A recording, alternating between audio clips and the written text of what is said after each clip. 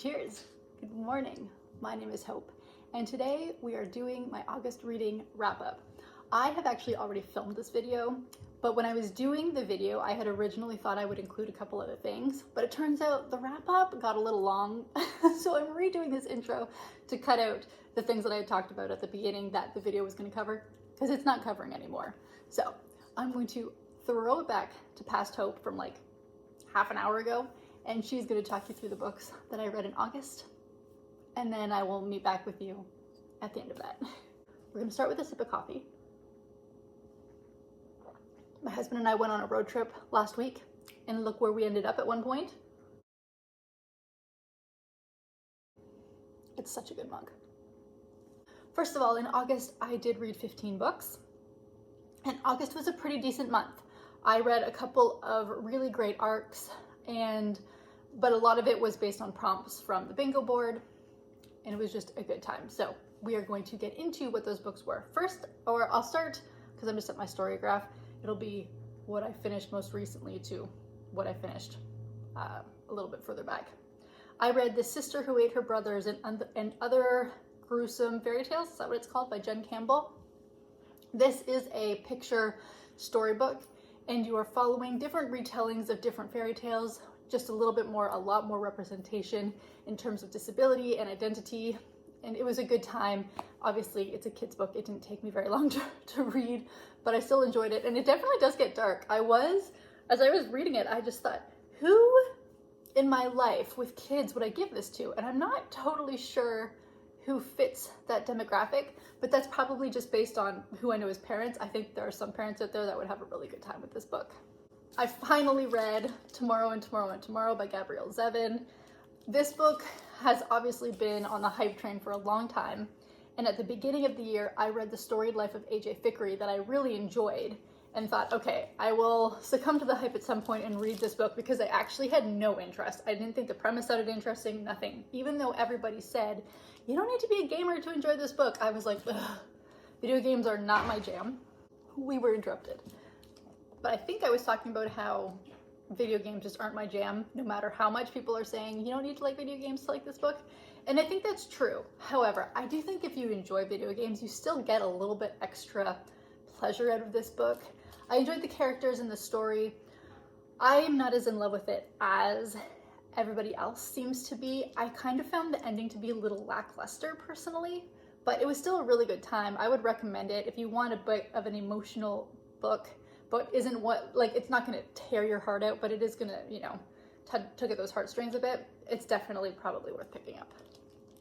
I read Misinterpretation by Lydia Shoga, and this is a book that is on the Booker Prize. The Booker Prize is going to get its own entire video, so just know that I read it, and I'll talk about it in an upcoming video. I read The Queen of Fives by Alex Hay, and in this book you are following a woman who's kind of a con woman. Not kind of, she is a con woman, and she's a little bit down on her luck. They need some money, and so she is trying to get herself engaged to a duke, but she's only got like 5 days to do it or something like that.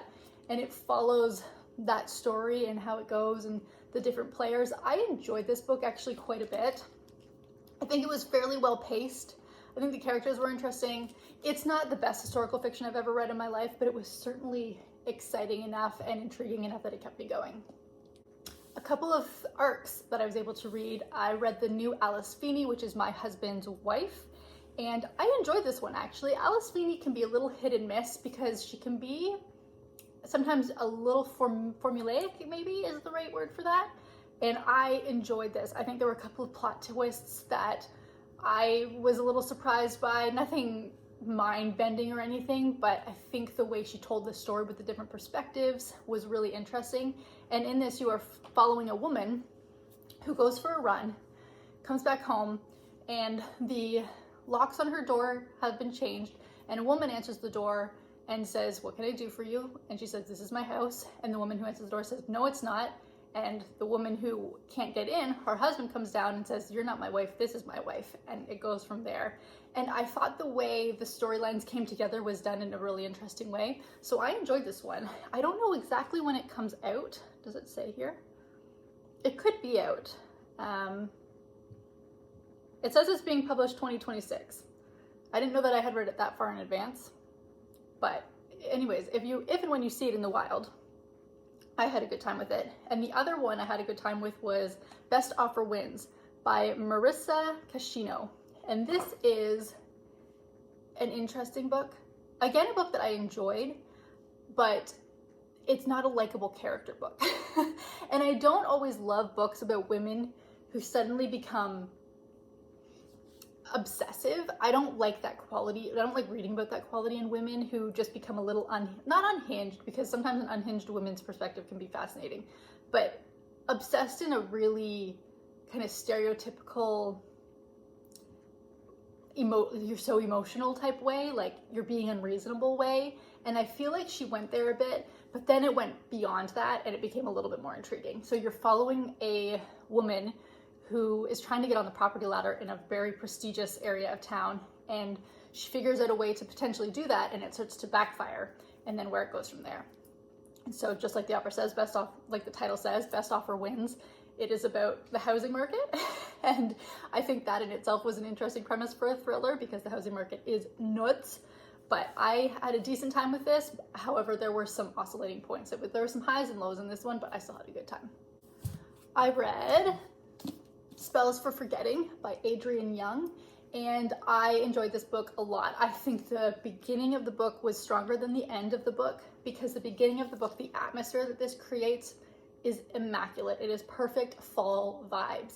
And you're following Emery and August, and you go back in time. You don't go back in time, but you get flashbacks sort of in the present timeline. And August is coming back to this island, and it's a very closed island. They open for tourist season because they have to, but ultimately it's a very small town. Everybody knows everybody. Everybody knows everybody's business. And back in the day when they were younger, Emery and August were a couple, but their mutual best friend died under unusual circumstances, and August disappeared after that. And so he was always under suspicion for being the one that kind of, whether or not killed, but caused the reason for this young girl to have been murdered. And when he comes back, it all kind of starts to unravel again. Like I said, I enjoyed the story for this. There is a little bit of magical realism. It doesn't delve super hard into like a fantasy world, I don't think, but I enjoyed the atmosphere the most out of this book. And I think if you're looking for a kind of fall witchy vibe book, this gives it in spades. I read, because I had to, not because I had to, but obviously because I had to because it's Maggie Stiefvater, The Raven Boys graphic novel. This is, I don't know, it was fun. I'm not a graphic novel reader necessarily. This is the first one I've ever read in physical form, but The Raven Boys, The Raven Cycle is one of my favorite YA series. It's one of my favorite series, period. I really need to do a reread of it. And so I picked this up. You're following Blue and Gansey and Ronan and Adam and Noah, and it just is the first book of the series in graphic novel form, and I enjoyed that. I liked having the visual representation, and I feel like the way they presented the characters is very similar to some of the illustrations you've gotten from Maggie or you've gotten from the covers of the books. I think they did sorry, I'm pointing over there like you can see it. The series is sitting on a shelf over there. I think they did the art really, really well, and they did justice to the story. I read a YA, and that was Don't Let the Forest In by C.G. Drews. This was interesting. Again, I feel like the atmosphere and the tension was the strong suit in this book. You're following two boys. One of them writes stories, and one of them draws pictures kind of relating to the stories, but they are monstrous stories, and these monsters are starting to come to life, and the boys are trying to figure out how to keep everybody safe. It's horror, but it is, I would say, horror light. It's kind of more creepy horror than it is gross horror. You know what I mean? We've talked about this many times on this channel. Gross horror is not my thing, but I don't mind the creepy stuff. And I think this was done really well. I feel like I said, the environment and the atmosphere of these boys at this school and the forest that's surrounding it was done very strongly. I think the descriptions of the monsters were interesting, and I think the little backstory was done well. I enjoyed this. It was YA. I'm not a huge YA reader. I'm obviously not the demographic for it. So I had a good time, but I don't know, like, it was fine, but I don't think I'm the one that you're coming to for recommendations on YA books. Anyways, one, again, very, very fortunate arc that I got my hands-on, I don't have it, a friend now has the physical copy, is The Impossible Fortune by Richard Osman. I love this series so much, and this was my favorite book of the series. It's just a continuation of the story, obviously because of what happened in the previous book with Elizabeth. There's some fallout from that, not fallout, but just dealing with grief and that sort of thing. And I think that they handled it really well. The mystery itself was really fascinating, very current times mystery. I don't want to say a lot because it is the 5th book in the series, but if you enjoy the Thursday Murder Club series, I think you're gonna have a really good time with this one. I loved it, and like I said, I think it might have been one of my favorites of the series so far. Shall we take a breather? This is such a good mug. It's like so big. I don't know about you, but for me, like the mug has to fit my hand. I hate little teacup mugs. They don't work. Obviously, too, size matters when it comes to a coffee mug.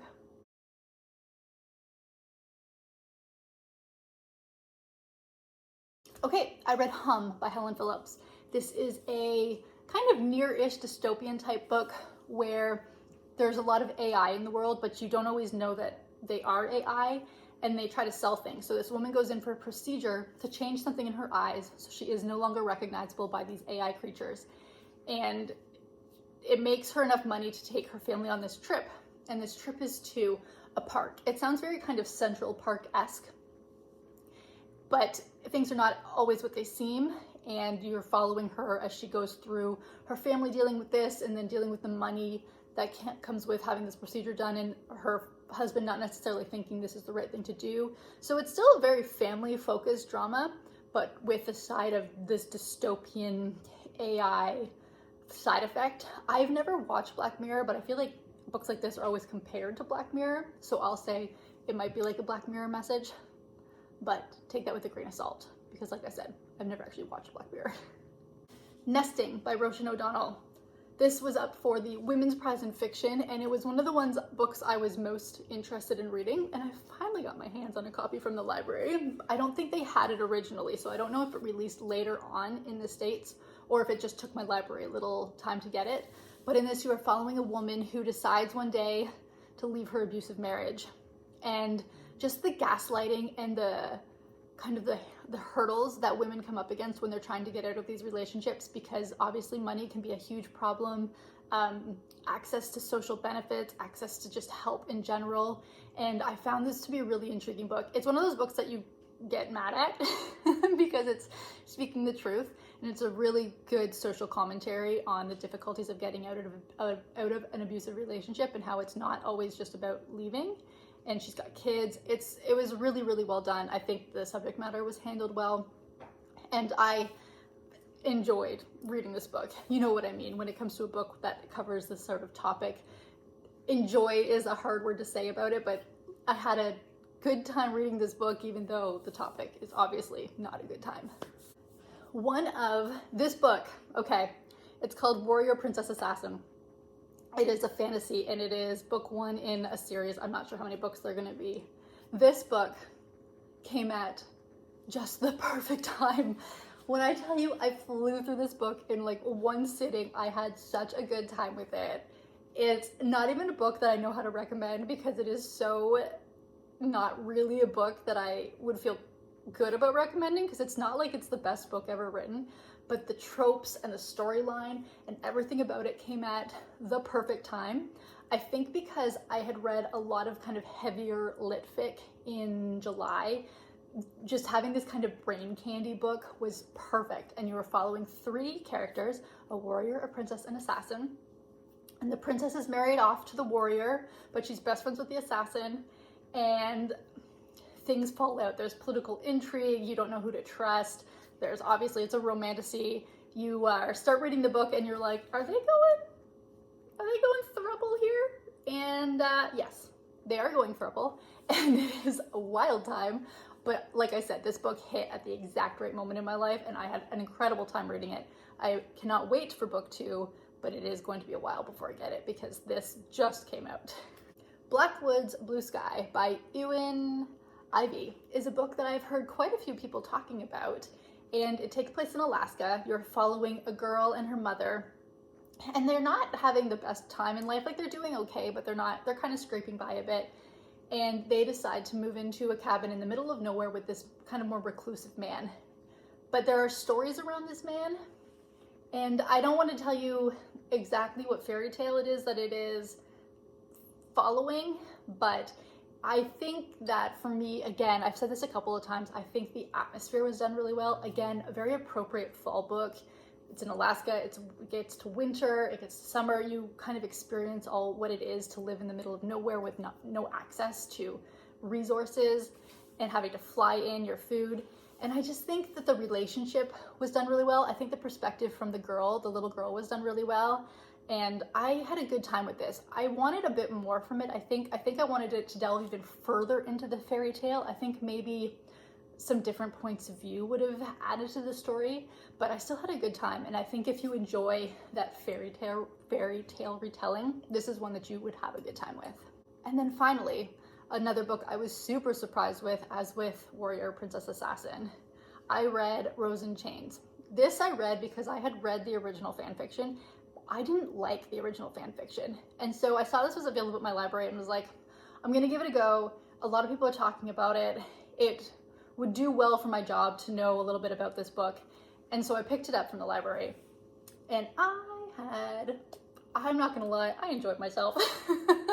I think that the editor, whoever helped the author, who is this written by? Oh yeah, Julie Soto. I think whoever helped Julie Soto take her fan fiction and turn it into a book, which is going to be a trilogy, which I was kind of surprised to hear about, but I think they did that really well. And I think for me at the end, they've clearly added a pretty big plot that was not part of the original story. And I enjoyed myself. Well, that was my August reading wrap up. Summer reading comes to an end, fall reading gets going. As you saw, I read a lot of books that kind of already fit the fall vibes, which I'm totally okay with. It is still a gazillion degrees out. It doesn't feel like summer is ending anytime soon, but my reading is definitely ready for a bit of a transition, and we will see how that goes. If you had a lovely August reading month, let me know. Tell me what your favorite book was, and I will see you in the next video. Bye.